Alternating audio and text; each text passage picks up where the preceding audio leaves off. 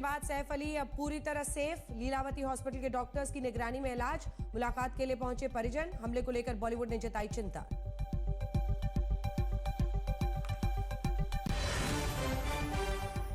सैफ के बहाने दिल्ली में से मुंबई तक सियासी हमला। सुरक्षा को लेकर विपक्ष का फडणवीस सरकार से सवाल।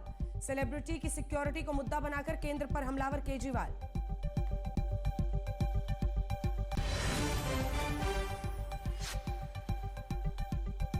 दिल्ली में बीजेपी की चौथी लिस्ट जारी। एलजेपी जेडीयू के लिए छोड़ी एक सीट। कपिल मिश्रा, सिसोदिया, संदीप ने भरा पर्चा। कांग्रेस ने किया 300 यूनिट मुफ्त बिजली का वादा।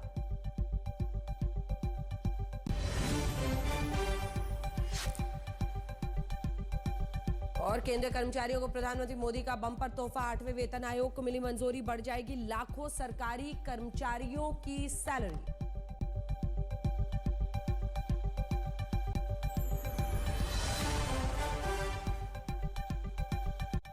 Presented by Patanjali Dant Kanti fresh active gel. Extra freshness का ये है नया नाम।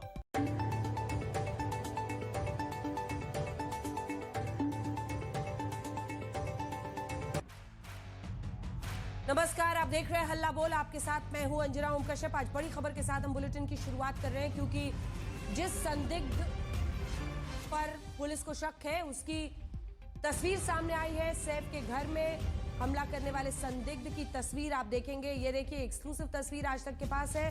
सैफ के घर घुसने वाले संदिग्ध का सीसीटीवी फुटेज सामने आया है। और जब आप उसको देखते हैं, ये देखिए, ये बताया गया था कि जो फायर सेफ्टी वाली सीढ़ियां हैं उसके जरिए शख्स की एंट्री हुई थी और वो इस कैमरे में दिख रहा है। वो चारों तरफ बीच में देखता हुआ भी गुजरता हुआ दिखाई देता है। ये देखिए, ये वो शख्स है और ये सैफ के घर घुसने वाले संदिग्ध का सीसीटीवी फुटेज हम आपको दिखा रहे हैं। दीपेश त्रिपाठी हमारे सहयोगी इसी खबर पर हमारे साथ जुड़ रहे हैं। फुटेज तो सामने आ गया है, तस्वीर दिख रही है, देश देख रहा है, लेकिन अभी भी फरार है। क्या है पुलिस का कहना? आखिर कब तक वो जीरो इन कर लेंगे? और इसी के साथ क्या मामला कुछ आगे बढ़ा है पूछताछ का? क्या समझ में आ रहा है? सैफ अली खान के घर में घुसा था, लेकिन क्या ये फ्रेंडली एंट्री थी या किसी के परमिशन के साथ या किसी ने उसको अंदर लिया था, इस पर अब तक पुलिस कुछ नहीं कह पाई है। पुलिस का ये कहना है कि जब तक ये आरोपी जो है गिरफ्तार नहीं हो जाता, तब तक इस बात का ठोस पता लगाना मुश्किल है कि वो अंदर कैसे गया था। क्या उसकी किसी ने मदद की थी? क्या घर का कोई सदस्य या कोई जो नौकर है वो उसका दोस्त है या उसका परिचित है? फिलहाल इन सब के सवाल तभी मिल पाएंगे जब पुलिस इसको गिरफ्तार कर लेगी। लेकिन फिलहाल के तौर पर पुलिस ने 15 से ज्यादा टीमें बनाई हैं जो इस अभियुक्त की तलाश कर रही है, जिसको ट्रैक डाउन करने का काम जो है पुलिस द्वारा फिलहाल किया जा रहा है। अंजना, धन्यवाद आपका इस तमाम जानकारी के लिए। इस खबर पर आज तक की नजर लगातार बनी हुई है। चोरी करना ही था तो क्या ऐसे वक्त को नहीं चुना जा सकता था जब सैफ अली खान या परिवार घर में ना रहे? इन सब के साथ ही बहुत सारी ऐसी कहानियां हैं जो इस वक्त गढ़ी जा रही हैं, कही जा रही हैं, लेकिन इस सब के बीच पुलिस की तफ्तीश का इंतजार है। लेकिन अब रुक करते हैं आज के विषय का, जिस पर हम कर रहे हैं हल्ला बोल।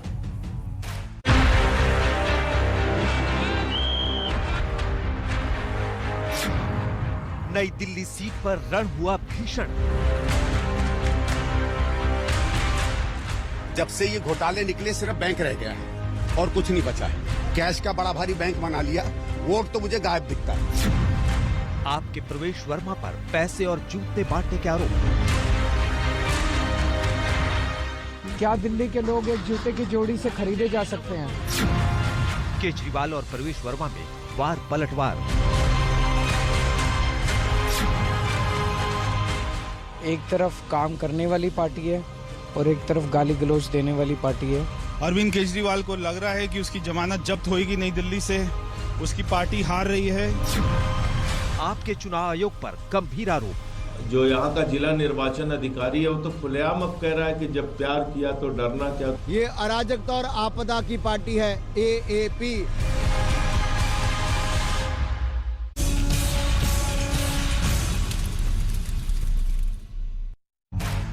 हल्ला बोल में आपके साथ मैं हूं अंजना ओम कश्यप। दिल्ली चुनाव में घमासान। विपक्ष चुनाव आयोग पर उठा रहा है सवाल। केजरीवाल और आम आदमी पार्टी लगातार नई दिल्ली से बीजेपी प्रत्याशी प्रवेश वर्मा पर पैसे, जूते, चादर, कंबल बांटने का आरोप लगा रहे हैं। अब इन सब के बीच देखिए सियासी पारा कैसे चढ़ता है। केजरीवाल ने ट्वीट किया, लिखा, दुनिया को बीजेपी प्रत्याशी प्रवेश वर्मा पैसे और सामान बांटते दिख रहे हैं, लेकिन चुनाव आयोग सबूत मांग रहा है। उन्होंने तंज कसा कि प्रवेश वर्मा लगातार डिस्क्वालीफाई होने की कोशिश कर रहे हैं, लेकिन चुनाव आयोग है कि मानता ही नहीं। इसके बाद प्रवेश वर्मा ने ट्वीट के जरिए पलटवार किया। लिखा, केजरीवाल को सुप्रीम कोर्ट पहले ही अयोग्य ठहरा चुका है। प्रवेश वर्मा ने लिखा, आरोपी केजरीवाल की तिहाड़ से जमानत इन शर्तों पर हुई है, जिसमें आरोपी केजरीवाल दिल्ली सचिवालय नहीं जा सकते, गए तो वापस जेल। दूसरा, आरोपी केजरीवाल सीएम ऑफिस नहीं जा सकते, गए तो जेल। तीसरा, आरोपी केजरीवाल कोई सरकारी फाइल साइन नहीं कर सकते, साइन की तो फिर जेल। चौथा, आरोपी केजरीवाल कोई अधिकारी से नहीं मिल सकते, मिले तो फिर जेल। प्रवेश वर्मा आगे लिखते हैं कि यानी केजरीवाल कभी इस जीवन में दोबारा मुख्यमंत्री नहीं बन सकते। तो आम आदमी पार्टी का मुख्यमंत्री चेहरा कौन, अमनतुल्ला खान या इमरान हुसैन? आम आदमी पार्टी ने चुनाव आयोग को एक बार फिर कटघरे में खड़ा करते हुए बीजेपी का पक्ष लेने का आरोप लगाया। सवाल है कि वार पलटवार के बीच चुनाव आयोग की निष्पक्षता पर सवाल उठाना कितना सही है। आज हम इन तमाम मुद्दों पर हल्ला बोल करेंगे। पहले ये रिपोर्ट।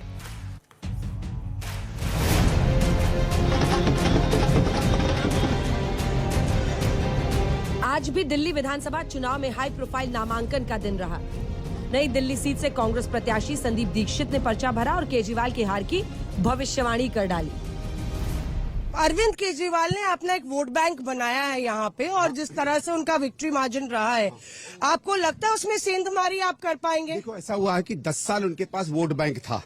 जब से ये घोटाले निकले सिर्फ बैंक रह गया है और कुछ नहीं बचा है। कैश का बड़ा भारी बैंक बना लिया, वोट तो मुझे गायब दिखता है। संदीप दीक्षित नई दिल्ली से हर हालत में जीत रहे हैं और केजरीवाल हर हालत में हार रहे हैं, और पूरी दिल्ली के अंदर आम आदमी पार्टी भ्रष्टाचारी सरकार भ्रष्टाचार के मुद्दे के ऊपर चुनाव हारने वाली है। दरअसल केजरीवाल प्रवेश वर्मा पर लगातार पैसे बांटने और लोगों को जूते बांटने का आरोप लगा रहे थे।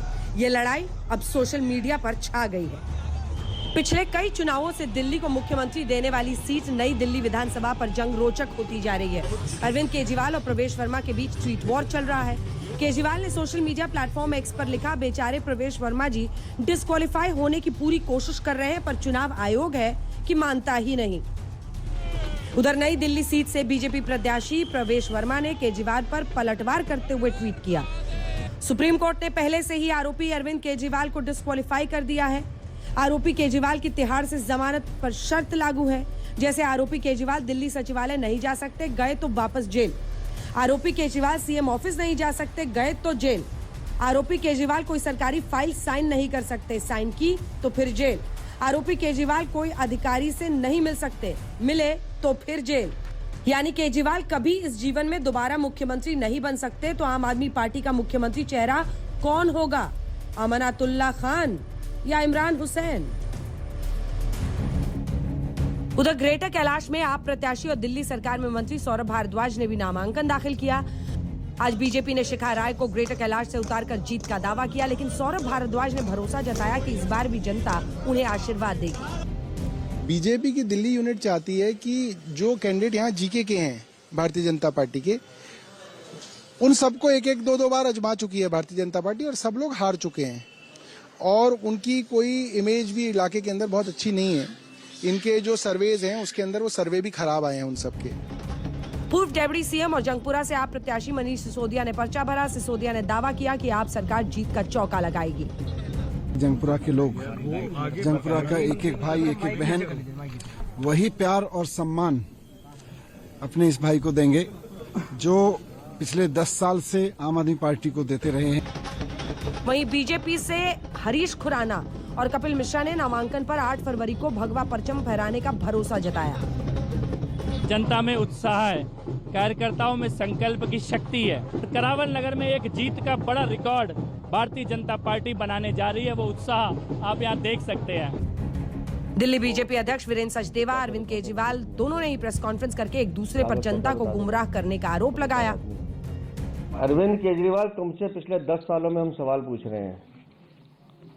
दिल्ली में सड़क पर, पार्क में बच्चे डूब के मर जाते हैं, उस पर जवाब दो, तुम नहीं बोलते। दिल्ली में लोग गंदा पानी पीने से मर गए, तुम जवाब नहीं देते।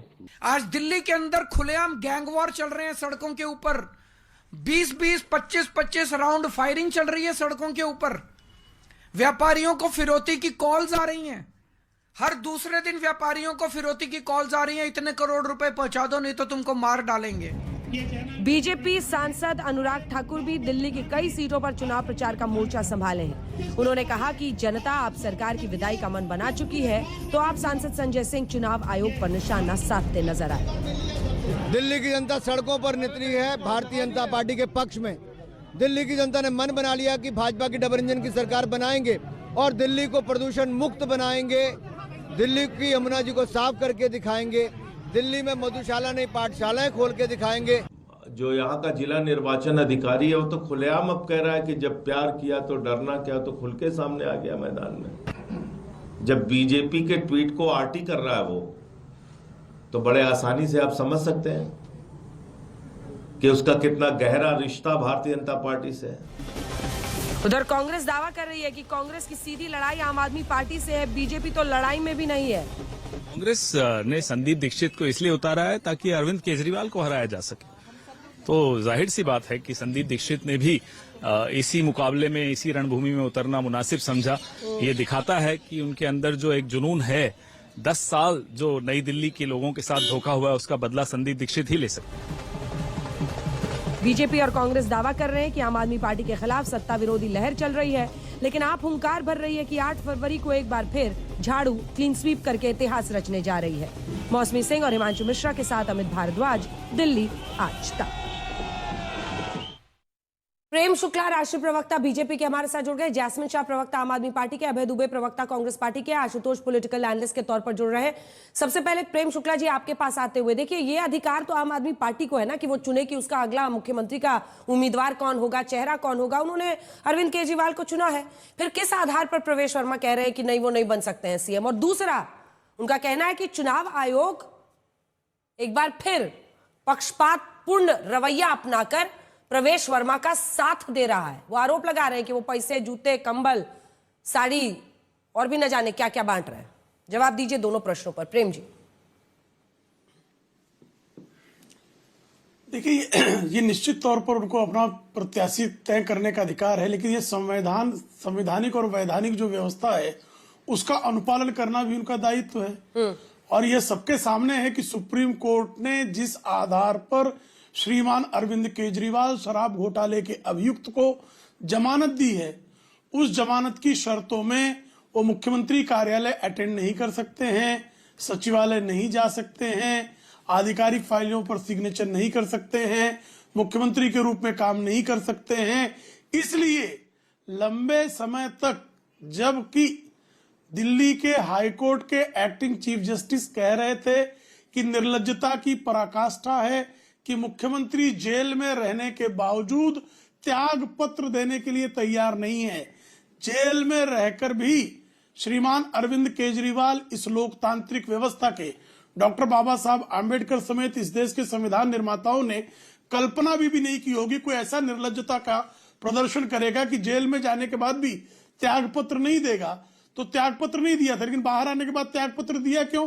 क्योंकि मुख्यमंत्री के रूप में वो कोई काम करने की स्थिति में, चूंकि सर्वोच्च न्यायालय के उनकी जमानत की शर्तें जो पेश की थी उसके अनुसार काम नहीं कर सकते थे। तो आज स्थिति कोई बदली नहीं है। ऐसा तो है नहीं कि 8 फरवरी के दिन स्थिति बदल जा रही है। तो ये बातें अगर प्रवेश वर्मा कह रहे हैं तो क्या गलत कह रहे हैं? अब दूसरा जो उनका आरोप है, किसी भी तरह की अगर किसी की निर्वाचन आयोग में शिकायत होती है, निर्वाचन आयोग प्राथमिकी दर्ज करेगा, उसकी जांच होगी, जांच के बाद उसका अभियोजन होगा, अभियोजन के बाद निर्णय होगा। ये कोई कंगारू कोर्ट थोड़े है केजरीवाल का कि आप अपने घर में बुला के स्वाति मालीवाल को ले दनादन पिटवा देंगे। इस तरह का आपराधिक कुकृत्य करने का काम आम आदमी पार्टी कर सकती है। एक संवैधानिक संस्था से इस तरह की किसी प्रकार की अपेक्षा नहीं हो सकती है। इस तरह के आपराधिक कृत्य केजरीवाल कर सकते हैं कि मुख्य सचिव को अपने घर में बुलवाएं और हमला करवा दें। अच्छा, ये पैसे, जूते, चादर बांट रहे हैं कि नहीं बांट रहे हैं? ये काम कर सकते हैं। प्रवेश वर्मा पैसे, जूते बांट रहे हैं कि नहीं बांट रहे हैं? वो तो जांच के दायरे में है। जे जांच के दायरे में है, दूध का दूध पानी का पानी हो जाएगा। आपको निर्वाचन आयोग और भारत की विधिक और जांच एजेंसियों पर केजरीवाल को अविश्वास हो सकता है, अंजना जी को अविश्वास होने कोई कारण ही नहीं है। जैस्मिन शाह, जैस्मिन शाह, अब आप मोर्चा संभालिए। क्या आप लोग इस चुनाव में अरविंद केजरीवाल को सीएम का चेहरा बनाकर एक बार फिर जनता की आंखों में धूल झोंक रहे हैं? मैं सीधा इसलिए पूछ रही हूं क्योंकि मेरे पास हाथ में वो ऑर्डर है और ये फैसला, मतलब जो ऑर्डर है कोर्ट का, जब इंटरिम बेल दी गई थी अरविंद केजरीवाल को 10 मई 2024 को, तो उसमें साफ लिखा है 50,000 का श्योरिटी बॉन्ड देना है उनको। He shall not visit the office of the chief minister and the Delhi secretariat. वो मुख्यमंत्री के दफ्तर और सेक्रेटेरिएट में नहीं जा सकते हैं। He shall be bound by the statement made on his behalf that he shall not sign any official files unless it is required. मतलब ऑफिशियल फाइल पर वो साइन नहीं कर सकते जब तक एलजी से कोई परमिशन लेने की जरूरत ना हो। He will not make any comment with regard to his role in present case, मतलब इस केस पर कुछ नहीं कहेंगे। He will not interact with any of the witnesses or have access to any official files। तो फिर काहे का सीएम? जो मुख्यमंत्री दफ्तर ही नहीं जा पाएंगे, जो सेक्रेटेरिएट ही नहीं जा पाएंगे, तो फिर ऐसे में क्या होगा? दिल्ली को एक बार फिर आप अनिश्चितता में झोंकना चाहते हैं। अंजना जी, मैं आपके सारे सवाल का जवाब दूंगा, लेकिन पहले ये सुनकर बड़ा दुख होता है कि भाजपा के प्रवक्ता यहाँ पर बैठ के अंबेडकर जी की बात करते हैं, उनका नाम भी लेते हैं। पूरे देश ने देखा जैसे संसद में अंबेडकर जी का जो अपमान हुआ और बार बार उसके बाद भाजपा ने अब तक माफी नहीं मांगी। आप संसद में बोलते हो कि अंबेडकर का नाम नहीं लेना चाहिए, गलती हो जाएगी, उससे आप स्वर्ग नहीं जाओगे, और यहाँ पे आप क्या बोलते हैं कि अंबेडकर का संविधान बचाने के लिए आप यहाँ पे बात कर रहे हो। शर्म आनी चाहिए पहले आपको। दूसरी चीज देखिए, ये जो घूम फिर के वापस आ रहे हैं अरविंद केजरीवाल, जो ये क्यों इतने बौखलाए हुए? क्योंकि उनको पता है उनके पास ना कोई दूल्हा है, ना कोई मुख्यमंत्री चेहरा है। सबसे वीक विकेट पे ये लोग दिल्ली का चुनाव खेल रहे हैं। ना कोई नैरेटिव है, ना दिल्ली के लिए कोई विजन है, केवल सुबह शाम गलत फहमी, गाली गलोच करना अरविंद केजरीवाल जी के खिलाफ। लेकिन अंजना जी, आपने सवाल पूछा, मैं इसका जवाब दे देता हूं। क्या सुप्रीम कोर्ट के ऑर्डर में लिखा है कि आप मुख्यमंत्री नहीं बन सकते? क्या ये लिखा है? नहीं लिखा है। सुप्रीम कोर्ट ने ऐसी कोई बाधा नहीं डाली कि वो फिर से मुख्यमंत्री नहीं बन सकते। दूसरी चीज, सुप्रीम कोर्ट ने साफ लिखा है कि वो सारी फाइलें जो मुख्यमंत्री से होते हुए एलजी तक जाती है, वो सारी फाइल पे ये साइन कर सकते हैं। आपको भी पता है कि दिल्ली में जो सिस्टम है, मुख्यमंत्री का हर फैसला जाता है एलजी के पास अप्रूवल के लिए। तो ये तो सच्चाई है ना, इसमें कोई बात। लेकिन इनको घुमाना इसलिए है क्योंकि उनको खुद को पता है कि आपके पास कोई दावेदार है नहीं, कोई बेइज्जत होना नहीं चाहता। मुख्यमंत्री कह दो कि नहीं मैं मुख्यमंत्री बनूंगा, और लेकिन पता चला खुद अपनी सीट हार गया। अब तक तो आपके सारे कैंडिडेट्स भी घोषित नहीं हुए हैं। तो सुबह शाम आपको बस यही करना है कि गलतफहमी फैलाओ, नफरत की बात करो, गाली गलौज दो।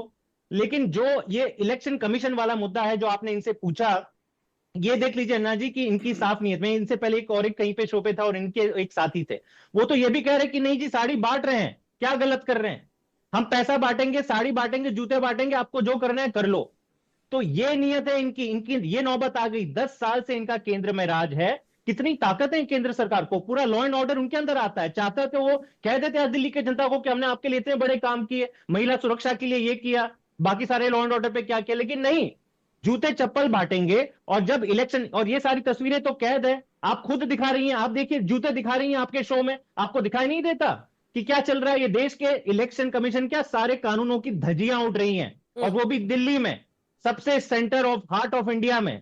और भाजपा यहां पे ये तक नहीं कह पाती कि नहीं भाई हम इसकी निंदा करते हैं। ये दिखाता है कि ये कितने गंदी राजनीति पे उतर आए हैं। इनको जनता की कोई पड़ी नहीं है, जनता के हित की नहीं पड़ी है। सुबह शाम केवल मैं इसका जवाब प्रेम शुक्ला जी आपसे लूंगी, लेकिन उससे पहले अभय दुबे जी आपके पास आते हुए, अभय दुबे जी आपके पास आते हुए 6 महीना भी नहीं बीता है जब ये इंडिया गठबंधन से पूछा जाता था कि आपकी तरफ से कौन उम्मीदवार होगा। और जैस्मिन शाह साहब, मैं आपके फ्लो को रोकना नहीं चाहती थी, इसलिए मैंने टोका नहीं कि दूल्हा कौन होगा। मुझे लगता है कि दूल्हा कौन, ये किसी भी पद के लिए भारतीय लोकतंत्र में बोलने की आदत खत्म करनी चाहिए। आज भी दिल्ली की मुख्यमंत्री एक महिला है और दूल्हा ही कोई हो सकता है। दूल्हा कौन, ये सब बोलना हमें बंद करना चाहिए। मुख्यमंत्री का चेहरा का मतलब था चेहरा कौन। हाँ मैं समझ गई, मैं हर पार्टी के लिए कह रही हूँ, ये स्पेसिफिक नहीं है। कई लोग बोलते हैं, सबको ये बोलना रोकना चाहिए। दूल्हा ढूंढने के लिए नहीं निकलता है कोई लोकतंत्र में। मुख्यमंत्री का चेहरा, प्रधानमंत्री का चेहरे की बात होनी चाहिए। वापस आते हुए, आप लोग पूछते थे अभय जी कि कौन है, जब हम लोग पूछते थे कि कौन है इंडिया गठबंधन की तरफ से चेहरा, तो आप लोग कहते थे ये सवाल बेमानी है। आज बीजेपी से पूछा जा रहा है कि उसका चेहरा कौन है। लेकिन आप लोग रेस में भी है या नहीं है?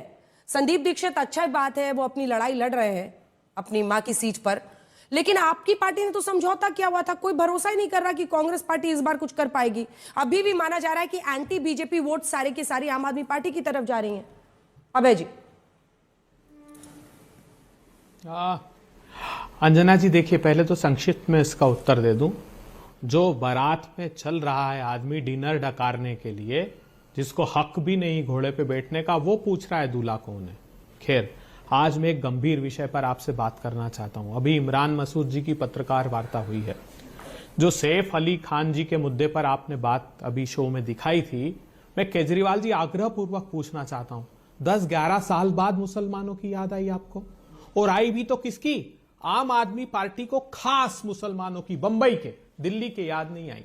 सलमान खान, बाबा सिद्दीकी, सैफ अली। हां, अपराधियों की सरपरस्ती है भारतीय जनता पार्टी की सत्ता को, लेकिन आप कहां थे उस समय जब दक्षिण दिल्ली में दंगा हुआ, जब त्राहिमाम कर रहे थे मुसलमान? आकर बैठ जाते दिल्ली में सड़कों पर, दोनों समुदाय के साथ समन्वय स्थापित करते। आप तो मुख्यमंत्री थे तब।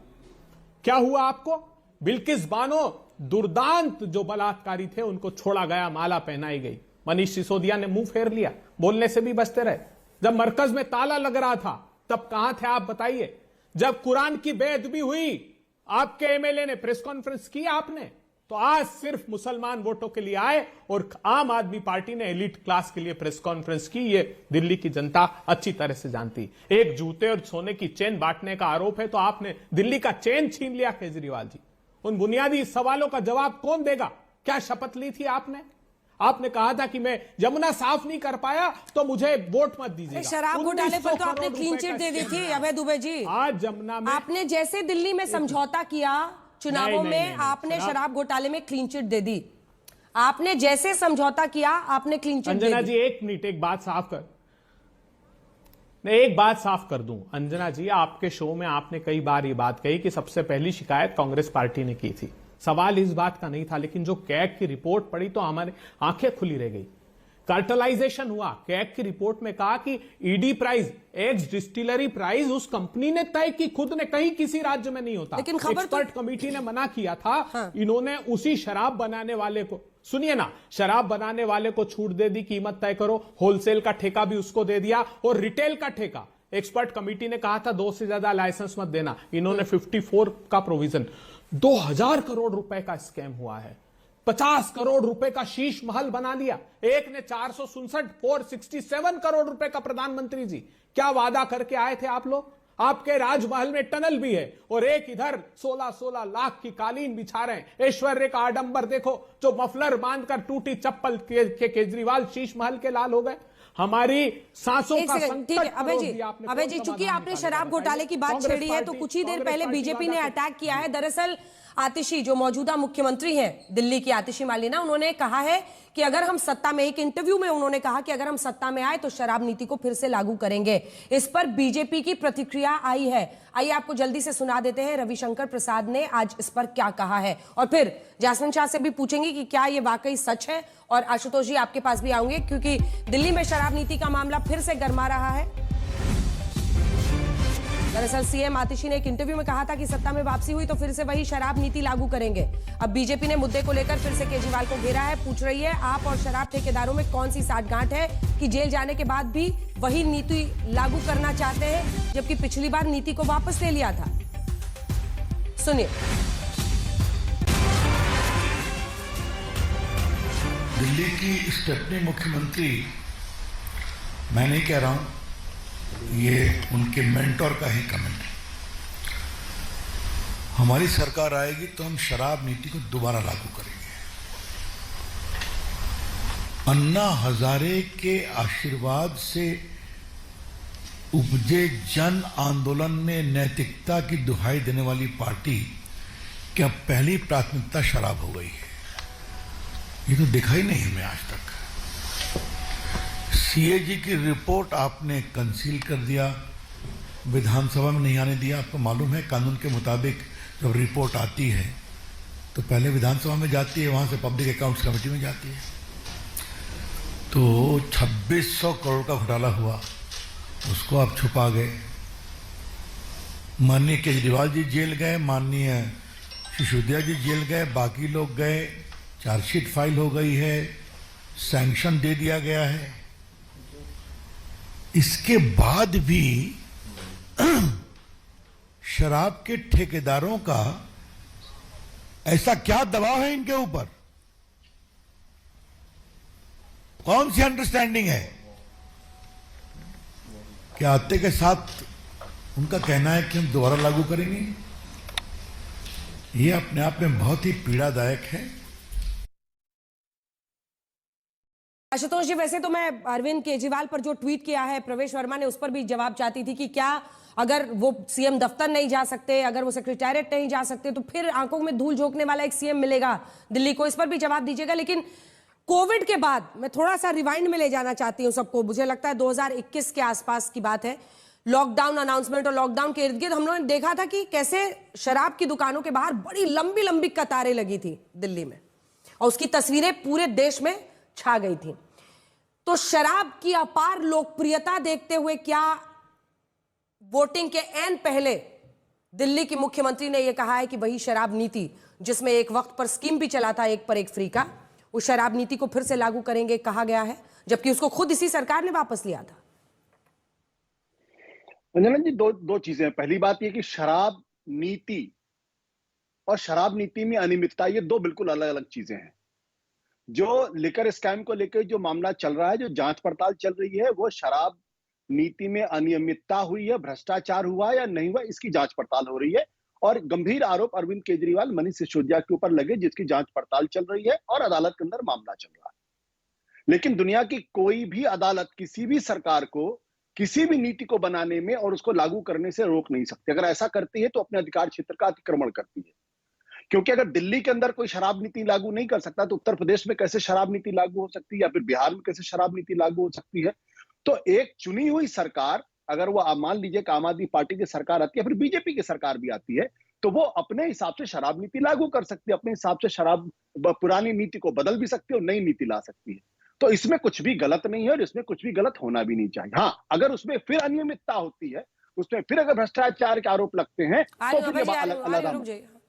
अब और जो आपने ये जो प्रवेश वर्मा वाले सवाल किया, देखिए ये थोड़ा सा ट्रिकी मामला इसलिए है क्योंकि अरविंद केजरीवाल को जो जमानत मिली है वो एक बार नहीं बल्कि 3 बार जमानत मिली है। एक जमानत 10 मई को मिली थी चुनाव के दौरान, और उस वक्त सुप्रीम कोर्ट ने यह स्पष्ट तौर पे कहा था कि लोकतंत्र में चुनाव 5 साल बाद होते हैं, लिहाजा अरविंद केजरीवाल को प्रचार करने के लिए अंतरिम जमानत दी जाती है। और उस वक्त जमानत देते समय ये 2 शर्तें लगाई थी कि आप मुख्यमंत्री के कार्यालय सेक्रेटेरिएट नहीं जाएंगे और साथ ही साथ ऐसी किसी फाइल पर साइन नहीं करेंगे, लेकिन अगर वो फाइल अगर एलजी के पास जानी तो उस पर आपको साइन करना होगा। 2 शर्तें थी, यानी उस वक्त उनको बेल सिर्फ इस आधार पर मिला था कि आप चुनाव प्रचार कर सके, और इसलिए 2 शर्तें थी। उसके बाद अरविंद केजरीवाल को 12 जुलाई को सुप्रीम कोर्ट से इंटरिम बेल मिलती है ईडी पीएमएलए केस में, और 13 सितंबर को सीबीआई केस में उनको बेल मिलती है। जब 13 सितंबर को सुप्रीम कोर्ट उनको बेल देता है, तब जस्टिस भुइयां ने साफ तौर पे कहा था कि जो 2 शर्तें अरविंद केजरीवाल पर लगाई गई हैं, उस पर उन्हें सीरियस कंसर्न्स हैं, उनके सीरियस ऑब्जेक्शंस हैं। यानी उनको आपत्ति थी कि सुप्रीम कोर्ट ने ऐसा कोई फैसला किया था या इस तरीके की शर्त लगाई थी। यानी उसमें वो इन्फॉर्मिटी देखते हैं और ये देखते हैं कि एक संवैधानिक संस्था दूसरे संवैधानिक संस्था के अधिकार क्षेत्र पे अतिक्रमण नहीं कर सकती या उस पर प्रतिबंध नहीं लगा सकती। मेरा मानना है कि अगर आम आदमी पार्टी दिल्ली के अंदर जीतती है, अरविंद केजरीवाल अगर मुख्यमंत्री बनते हैं, तो सुप्रीम कोर्ट में वो चैलेंज करेंगे और ये दोनों शर्तें वेकेट हो जाएंगी। वापस नहीं ली थी सुप्रीम कोर्ट ने आपत्ति जरूर जस्टिस भुइया ने किया था, लेकिन वापस नहीं लिया था उन शर्तों को। उसका कारण ये था क्योंकि 2 जजेस की बेंच उस वक्त थी, 2 जजेस की बेंच इस वक्त। लेकिन जस्टिस भुइया ने ऑन रिकॉर्ड ये बात कहा था, वो दरअसल अपनी पुरानी बेंच को एम्बैरेस नहीं करना चाहते थे, इसलिए उस पर कोई ऐसी बात ना करके सिर्फ इतना कहा कि I have a serious concern on this. ठीक है, जल्दी से अभय जी इसका रिस्पांस, जल्दी से अभय जी इस पर रिस्पांस। नहीं, देखिए आशुतोष जी, मैं आपसे बिल्कुल असहमत हूं। नीति बनाने का अधिकार है, लेकिन नीति अगर स्टेट को नुकसान पहुंचाने वाली है तो वो जांच के दायरे में भी आएगी और उसमें अपराध भी तय होगा।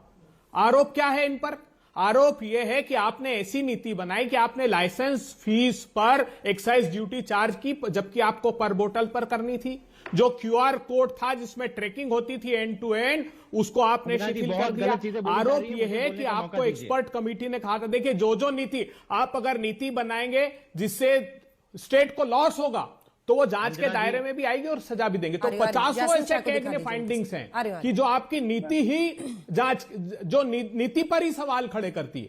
उसमें करप्शन किया वो एक अलग विषय है, वो तो किया, लेकिन ये जो पॉलिसी बनाई आपने वो ऐसी बनाई जो ठेकेदारों को फायदा पहुंचाने की थी। जो मैं कह रहा हूं ना, कार्टेलाइजेशन। अब अगर आप डिस्टिलरी वाले को कहोगे कि दाम भी तय कर दो, वो सिर्फ अपनी ही शराब, अच्छा है, शराब की बनाने वाले को कहोगे कि होलसेल का लाइसेंस और आपको ठेके का लाइसेंस दे दिया, तो वो क्या करेगा? सिर्फ अपनी शराब को प्रमोट करेगा। ये आरोप है केक के कि आपने कार्टेलाइजेशन को बढ़ावा दिया इस नीति के माध्यम से।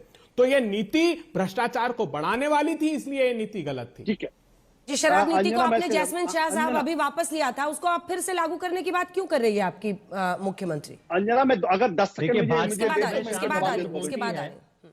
अंजना जी, भाजपा सुबह शाम झूठ बोलती है, हमें तो पता ही है, लेकिन जब दिल्ली के चुनाव आ जाते हैं तो अभय दुबे और पूरी की पूरी कांग्रेस भी वही झूठ दोहराते हुए दिखती है।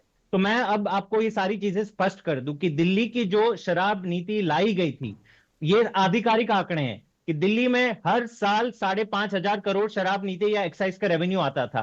ये नई शराब नीति में पहली बार मार्केट में बिडिंग हुई, इतना अच्छा ऑक्शन हुआ कि 10,000 करोड़ की बोली लगाई, सरकार का टैक्स इनकम डबल होने वाला था। और लेकिन फिर इन लोग ने सीबीआई